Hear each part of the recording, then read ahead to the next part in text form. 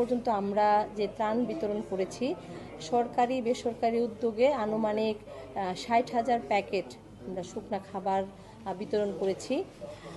এছাড়াও সশস্ত্র বাহিনী তাদের হেলিকপ্টারের মাধ্যমে আনুমানিক 38,000 শুকনা খাবার বিতরণ করেছে।